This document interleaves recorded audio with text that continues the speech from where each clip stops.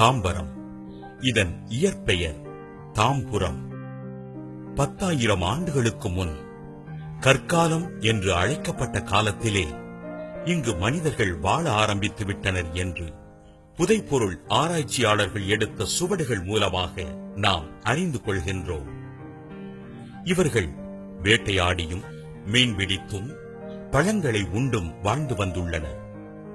பின்பு 7ஆம் நூற்றாண்டிலே சென்னையும் செங்கல்பட்டும் இணைந்த இடம் தொண்டை நாடு என்று அழைக்கப்பட்டது. தொண்டை நாட்டை பல்லவர்கள் ஆண்டு வந்தனர்.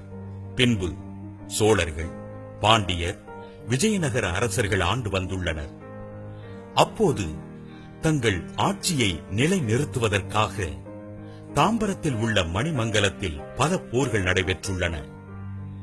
இவ்வாறு பல யுத்தங்களை கண்ட வரலாற்று சிறப்புமிக்க தாம்பரம் இப்போது இந்திய வான்படையை தாங்கி நிற்கும் நகரமாக உள்ளது. இந்த அழகிய சிறு நகரம் மேற்கு தாம்பரமாகவும் கிழக்கு தாம்பரமாகவும் தாம்பரம் சானட்டோரியமாகவும் விரிவடைந்துள்ளது. தாம்பரம் இன்று சென்னைக்கு உள்ளே வருவதற்கு ஒரு முக்கிய நுழைவாயிலாக உள்ளது.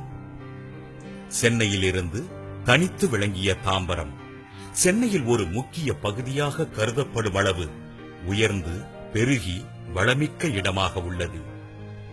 தாம்பரத்திற்கு பெருமை சேர்க்கும் வகையில் ரயில்களின் சங்கமம் இங்கு உள்ளது. 10 நிமிடத்திற்கு ஒருமுறை சென்னை கடற்கரையிலிருந்து தாம்பரம் வரை மின்சார ரயில்கள் இயக்கப்பட்டு வருகிறது. இதன் நிமித்தம் சென்னையில் வேலை செய்யும் அநேகர் தாம்பரத்தில் தங்கி தங்கள் வாழ்வாதாரத்தை குறைந்த செலவில் நடத்துவதற்கு தெரிந்து கொண்டனர். பல நூற்றாண்டுகளை கடந்த கிறிஸ்துவ கல்லூரியும் இங்கு சிறப்பு வாய்ந்ததாக உள்ளது. இக்கல்லூரி கிபி 1837ஆம் ஆண்டு துவக்கப்பட்டு இன்று வரை வெற்றிகரமாக செயல்பட்டு தேசத்தை ஆளுபவர்களையும் விஞ்ஞானிகளையும் கலைத்துறையில் செயலாற்றுபவர்களையும் உருவாக்கிய பெருமை இதற்கு உண்டு. இன்னும் பல இளைஞர்களை உருவாக்கி தரும் பெருமையும் இக்கல்லூரியை சாரும். தாம்பரத்தை சுற்றியுள்ள பகுதிகளான பெருங்களத்தூர், வண்டலூர், மணிமங்கலம், சேலையூர், முடிச்சூர், அனக்காப்புத்தூர், சோமங்கலம், ஊரப்பாக்கம் மற்றும் படப்பை போன்ற இடங்கள் இன்று தாம்பரத்தின் விரிவாக்க இடங்களாக விளங்கி வருகிறது.